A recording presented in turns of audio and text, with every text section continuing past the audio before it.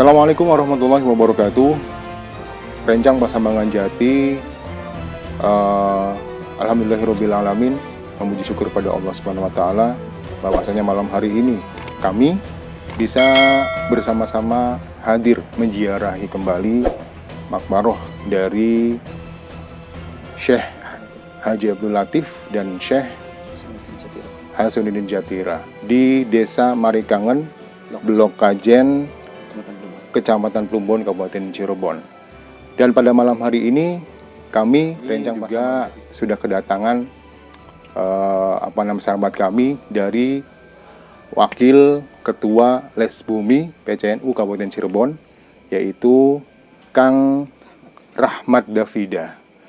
Baiklah, bagaimana perjalanan atau bagaimana kita akan membahas ya lebih jauh tentang Syekh Abdul Latif dan Syekh Jatira ini, tentunya tetap bersama kami di Pasambangan Jati Channel. Ini kan kami dari Pasambangan Jati ini karena kami selalu bertanya kepada siapapun yang tahu tentang ini, jawabannya ya mentok tentang Jatira, tentang Syekh Abdul Latif, semuanya menjawab ya seperti itu. Ya mungkin ada sesuatu. Nah, sesuatu itulah yang menjadi pertanyaan bagi kami. Sesungguhnya siapa Ki Jatira itu, terus Syekh Abdul Latif itu siapa, dan kenapa kedua nama tersebut itu selalu berdampingan. Dan itu selalu membuat pertanyaan bagi kami. Monggo. Kalau saya nggak asing dengan nama ini ya, terutama nama Ki Jatira, karena Ki Jatira itu adalah salah satu nama, bahkan nama tunggal pendiri dari Pondok Pesantren Babakan Ciwaringin di perbatasan Cirebon Majalengka itu. Ki Jatira ini dikisahkan secara tradisi lisan pesantren, cerita guru-guru saya, dan kemudian dituliskan dalam buku yang namanya Baban Kana oleh Ki Zamzami Amin, bahwa tokoh inilah yang kemudian mendirikan Babakan Ciwaringin. Secara angka tahun ada yang menyebutkan 1715, ada yang menyebutkan 1720 di dalam angka tahunnya. Kemudian sebelum Ki Makdum Hanan yang terkenal sebagai tokoh istighosa di Babakan itu, mungkin para sahabat Pasambangan Jati pernah mendengar tentang tradisi malam Jumatan, terutama Kliwonan. Ki Makdum Hanan itu pernah membuat event besar yang namanya 3 abad pesantren Babakan. 3 abad pesantren Babakan itu berarti kalau abad itu 300 tahun ya, 300 tahunan. Jadi kalau ini dikaitkan dengan tokoh yang namanya Kiai Jatira, berarti usianya adalah sudah 300 tahun tokoh ini. 300 tahun.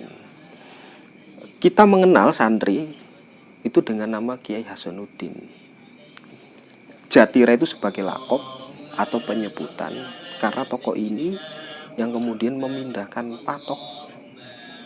patoknya Belanda sebagai penanda jalan, persiapan jalan Dengkles saat itu, yang kemudian dibelokkan oleh Ki Jatira. Nah, Ki Jatira itu dari situlah. Sehingga kemudian pesantren Babakan ini di era Ki Jatira pernah diporak-porandakan oleh Belanda, dibakar ya saat itu. Kita nggak bisa membayangkan 300 tahun bentuk bangunan ya, mesti ya welit, mesti ya kayu gitu kan gampang bakar ya. Nah tokoh ini di dalam tradisi Babakan makamnya sebenarnya ada 2 kan. Pertama adalah di Babakan paling ujung sana itu ada makam Ki Jatira, dan diziarahi juga oleh santri. Dan di sini di desa Marikangen, Blok Kajen ya. Nah, kalau kita melihat versinya Ki Yai Zamzami Amin yang menulis Babangana, maka yang diyakini sebagai makamnya Ki Jatira adalah di sini, di Blok Kajen, desa Marikangen. Nah, itu tokoh ini memang kita diceritakan bagaimana proses mengajinya Ki Jatira. Setelah diporak-porandakan, itu dikisahkan bahwa dia kembali kepada desa asalnya, yaitu di Plumbon.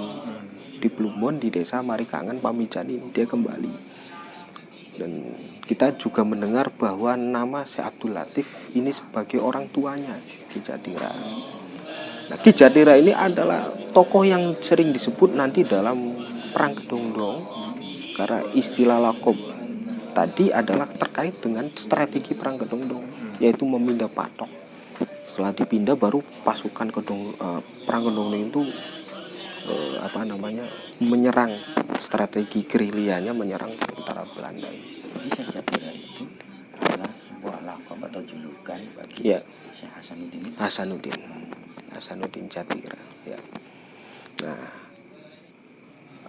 yang ditulis oleh guru saya yang namanya Profesor Khozin Nasuha almarhum Arje Binangun ya. Dia menuliskan bahwa Ki Amin Sepuh nanti salah satu sebagai tokoh besar di Babakan Juwaringin, sebagai sesepuh. Ki Amin Sepuh itu bin Irsad, dan Ki Irsad itu juga asalnya dari Pamijahan. Dan dikisahkan Ki Irsad itu adalah mengajak Ki Amin Sepuh ke Mekah. Dilalah bapaknya ini meninggal, Ki Irsad meninggal di Mekah, dan Ki Amin Sepuh saat itu masih kecil, remaja, pulang ke ini. Dalam tradisi kemudian yang diteruskan oleh Ki Bisri Amin, putranya Ki Amin Sepuh yang paling tua, itu dia punya pesan begini, terutama di lingkungan keluarga ya. Ki Khozin menuliskan kalau kemudian orang Babakan, santri Babakan itu mengalami satu kesusahan, itu keruwedan, mangpet lah. Iya, mangpet segala lah. Maka ada 5 tokoh yang harus ditawasuli. Nah, 2 tokoh itu salah satunya yang disebutkan adalah Ki Abdul Latif Pamijahan. Kedua adalah Ki Nur Somad yang dimakamkan di depannya Masjid Lui Munding.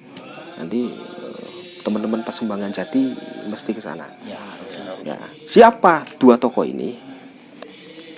Syekh Abdul Latif ini kemudian dituliskan oleh Profesor Khozin Nasuha sebagai orang tuanya dari Ki Nawawi Sepuh. Nah, nama Nawawi itu banyak di Babakan, tetapi yang dimaksud Nawawi Sepuh adalah Kiai Nawawi yang menikahi Nyi Maryam bin Kiai Nur Somad bin Kiai Fakih Ibrahim bin Kiai yang di di Tasik itu, Abdul Muhyi Pamijahan. Nah, hubungan darah dan hubungan spiritual ini dipesankan oleh Ki Amin Sepuh. Ki Amin Sepuh adalah tokoh yang legendaris karena dia yang kemudian ditunggu oleh Ki Hasyim Asy'ari. Resolusi Jihad 22 November, puncaknya di perang 10 November itu menunggu 2 orang dari Cirebon. Satu adalah Ki Abbas, satu adalah Ki Amin Sepuh. Dan Ki Abbas saat itu juga harus menunggu Ki Amin Sepuh. Jadi dapat dipastikan lebih secara umur, secara spiritual lebih Ki Amin Sepuh. Pertama kita harus pahami bahwa kenapa menunggu dua orang Cirebon ini. Nah, dua orang Cirebon ini adalah punya kaitan pengalaman dengan perang Kedongdong secara genealogi, karena dia nanti keturunannya Syekh Abdul Latif dan Syekh Hasanuddin bin Abdul Latif. Dan dua tokoh yang saya sebutkan itu adalah punya peran besar dalam peristiwa perang santri itu. Oke.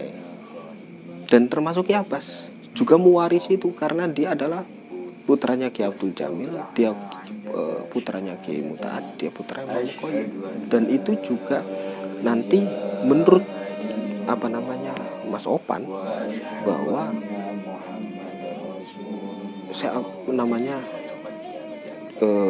dia bertempat di Buntet Pesantren, sebelumnya di Pesawan dengan Ki Ardi Sela, itu adalah atas strategi yang disusun oleh Ki Buyut Muji pasca meninggalnya Pangeran Matangaji. Nah itu ya, jadi bukan hanya dia sakti, spiritual, punya pesantren, dia mewarisi darah pejuang, dan tentunya dia mewarisi darah strategi perang untuk melawan agresi militer. Oke, Kang. Pertanyaan berikutnya, konon katanya di sini para sesepuh ya mengatakan di sini berarti lingkungannya Makbaroh ya, Syekh Abdul Latif dan Syekh Jatira punya hubungan dengan adanya perang di Kedongdong atau perang Kedongdong. Apakah benar seperti itu? Ya. Kalau membaca dari Baban Kana dan tradisi lisannya pesantren Babakan, ya. Karena tadi patok itu digeser, yang harusnya itu jalan utama yang di depan kita itu, atau kita kenal sebagai jalan provinsi ya, itu digeser kepada arah Kedongdong, dan pasukan santri ya, karena perang Kedongdong juga dikenal sebagai perang santri, itu menunggu di situ pasukannya. Jadi tidak terduga atau strategi gerilya, perang gerilya itu dilakukan, dan banyak para pejuang santri yang meninggal wafat di situ, gugur dan dikuburkan di desa Kedongdong. Momentumnya sekarang masih bisa dilihat, tandanya masih bisa dilihat. Itu ada di tengah-tengah sawah, dari jalan Susukan juga bisa terlihat ada satu pohon yang dilingkari oleh batas bangunan, semacam pagar ya, pagar dari semen sebetulnya. Itu di situ konon menurut Ki Zamzami adalah di situ banyak terkubur para syuhada perang Kedongdong. Dan puncaknya kenapa disebut perang Kedongdong adalah puncak pertarungannya saat zaman Ki Jatira itu di situ. Di desa Kedongdong. Jadi Kedongdong itu nama desa yang masuk kecamatannya Susukan ya, kalau tidak salah. Susukan ya, itu desa Kedongdong gitu kan. Ya. Jadi masih ada ya, maksudnya tandanya bahwa di situ tempat para syuhada yang tergugur di medan perang Kedongdong itu ya. Iya, masih ada. Jadi kita tahu gitu kan bahwasanya yang ada di sini ada hubungannya dengan yang ada di sana, seperti Syekh Abdul Latif ataupun Syekh Jatira itu. Karena selama ini kita berziarah, kita kan belum tahu Iya, ya, justru itu makanya biar tahu itu saja. Nah, ada yang saya lupa, bahwa resolusi jihad para ulama kita setelahnya zamannya Ki Ismail Babakan, yaitu Ki Amin Sepuh, rapatnya di sini. Rapat memutuskan berangkatnya kapan, dimulai hari apa, naik apa, itu di desa ini kan, di desa Marikangen Kajen, di tempat ini. Rapatnya ini yang kemudian ada saksi hidup dan diceritakan, yaitu Ki Bisri Amin itu, putranya Ki Amin Sepuh, juga ikut juga rapat. Dan akhirnya diputuskan, kalau lihat periodisasinya adalah setelah dikeluarkannya resolusi jihad oleh Mbah Hasyim Asy'ari, itu ada jeda waktu 20 hari dan menunggu dari ulama dari Cirebon, yaitu Ki Amin Sepuh dan Ki Abbas berangkat bareng saat itu. Kalau tidak salah adalah menunggunya di Pleret yang sekarang menjadi menjadi PO bis Sahabat. Nah, di situ. Dan konon katanya naik kereta, berarti di situ ada jalan kereta sebenarnya. Kalau di Babakan sendiri itu kan ada 2 jembatan tuh. Jembatan yang sekarang kita lewati itu jembatan baru. Agak ke kiri itu ada reruntuhan, dan itulah yang dibom oleh Belanda.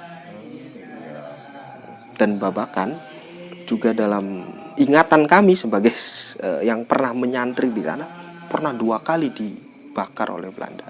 Pertama adalah pada masa Kiai Jatira, kedua adalah pada masa Ki Amin Sepuh. Dan Ki Amin Sepuh juga pernah meninggalkan Babakan karena Babakan sudah dibungauskan oleh Belanda, dan kemudian diteruskan oleh Kiai Sanusi, murid utamanya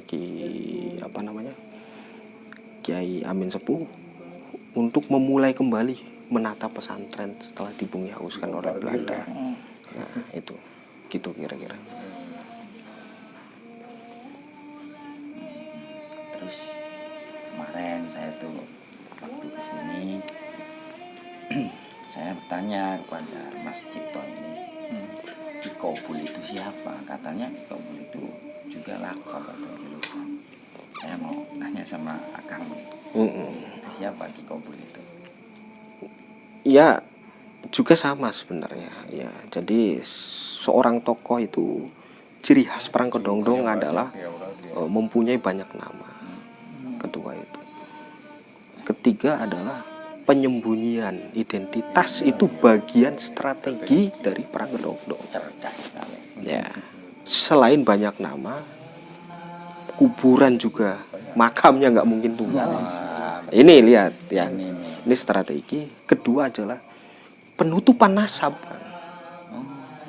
Makanya tidak heran kalau kita melihat ya hasil tulisannya siapa, baik itu tesis atau skripsi, saat mengaitkan 2 tokoh yang di sini, yaitu Ki Abdul Latif dan Ki Hasanuddin Jatira, itu versi nasabnya berbeda-beda macam-macam. Ditutup Sengaja ditutup. Dan Babakan sendiri gitu kan tidak pernah menceritakan secara gamblang termasuk persoalan Perang Kedongdong ini. Bahkan harus ditutupi. Justru ada satu sandi yang dibuka. Kalau kita temukan di Babakan atau di dalam bukunya Baban Kana, kalau kita menemukan musola, di depannya ada sawo kecik, maka disitulah saudara. Cuman itu sandinya. Artinya itulah pejuang Kedongdong. Entah itu yang terlibat, atau itu pasukan, atau itu punggawa dan seterusnya. Jadi cuman dibuka di situ. Makanya Babakan yang segitu 3 abadnya itu tidak pernah membuka. Baru setelah, kalau tidak salah ya, kematian wafatnya Al-Maghfur Ki Amrin bin Kiai Hanan, baru itu coba direkonstruksi. Cerita-cerita itu direkonstruksi dan dicari dari sisi historis, dari sisi peninggalan dan seterusnya. Nah, ini memang tempat historis sebagai pusat, tetapi memang salah satu strategi yang disusun oleh kalau menurut Mas Opan Safari M. Hasyim, disusun oleh Pangeran Matangga Ki Buyut Muji, itu juga menebar orang kemana-mana, itu bagian dari strategi juga. Jadi kayak Ki Jatira kenapa ditempatkan di Babakan Juwaringin, terus Ki Mukoyim pendiri Buntet Pesantren itu pindah dari Buntet ke pesawahan ke Lemak bahkan makbarohnya bukan di Buntet ya, ada di, kalau tidak salah bukan di pesantren Buntetnya, tetapi di daerah kecamatan Lematamba, saya lupa kecamatannya, pokoknya bukan di daerah itu, di desa itu. Salah satu cara strategi orang dulu sebenarnya untuk melawan Belanda, apalagi pemimpin kita saat itu dihabisi oleh Belanda. Makanya Pangeran Suryanegara juga diatur bagaimana dia di utara. Tetapi di sini juga ada nama Pangeran Suryanegara, Gor ya. Suryanegara di desa Pamijahan namanya Pangeran Suryanegara. Dan konon kata ada juga namanya Kilayaman di daerah sini. Jadi mesti itu punya kaitan-kaitan. Karena Kilayaman adalah putranya Kiai Buyut Muji, dan dia punya interaksi banyak di daerah tempat. Jadi intinya para santri yang melakukan gerakan sosial keagamaan untuk melawan Belanda itu menyusun berbagai macam strategi. Salah satunya adalah menutup sejarah dan menutup silsilah itu sendiri. Perang Kedongdong itu berlangsung lama tidak? Secara periodisasi ya lama sekali. Kalau dimulai dari wafatnya Sultan Mangkuharto 1786, kalau dimulai dari situ, kalau kita hitung kemudian nanti ada tokoh lagi Ki Bagus Serangin, Ki Bagus Serit, Buyut Arsitem, nanti tokoh-tokoh yang dikenal sebagai 1818 ya kalau nggak salah ya, pasukan 1818 kan ya, dikenal itu. Nah itu periode tengah. Apakah perang itu usai? Ya tidak. Makanya diteruskan oleh Kiai Ismail di Babakan, diteruskan oleh putranya, sampai kemudian diteruskan oleh Ki Amin Sepuh. Puncaknya bukan lagi menjadi perang lokal yang di Cirebon, ya kan? Kalau dulu perang lokalnya di sini, justru kemudian menjadi perang internasional karena agresi militer Belanda itu membawa pasukan Inggris Gurkha yang sangat besar, karena Inggris adalah pemenang Perang Dunia Kedua. Jadi yang dilawan justru pada generasi Ki Amin Sepuh adalah bukan Belanda dalam konteks residenan lagi, tetapi Belanda dalam konteks sangat besar, yaitu dia Belanda dalam konteks ingin menguasai Indonesia dalam skala besar. Jadi justru tantangan terakhir dalam masa Amin Sepuh saya kira itu. Jadi kalau misalnya dihitung-hitung dari mulai awal tadi Perang Kedongdong sampai dengan tadi berikut dengan dengan yang sudah itu berapa tahun kira-kira itu? Ya hampir. Hitung-hitung itu. Ya kalau kita sebut ya hampir dari 20 tahun. Perang itu. 20 tahun. Hampir dari 20 tahun. Ya kita tidak bisa membayangkan apakah setiap hari perang, enggak, karena strategi kita kan perlawanannya itu selama itu. Ya makanya sampai lama begitu. Iya, selama itu. Oke. Baiklah, Rencang Pasamangan Jati, kita sudah bersama-sama tadi ya membahas tentang apa dan bagaimana serta profil dari Syekh Haji Abdul Latif dan Syekh Jatira. Kita juga sudah bersama-sama berziarah di makbarohnya. Tadi di Syekh Abdul Latif dan barusan kita berada di makbarohnya Syekh Jatira yang begitu dahsyat sekali. Begitu hebatlah pengalaman kita ya, unik sekali. Pokoknya terima kasih untuk semuanya yang sudah memberikan dukungannya kepada kami. Kami mengucapkan terima kasih yang sebesar-besarnya dan mohon maaf jika ada kesalahan dari kami. Kami dari Rencang Pasamangan Jati pamit undur diri. Assalamualaikum warahmatullahi wabarakatuh.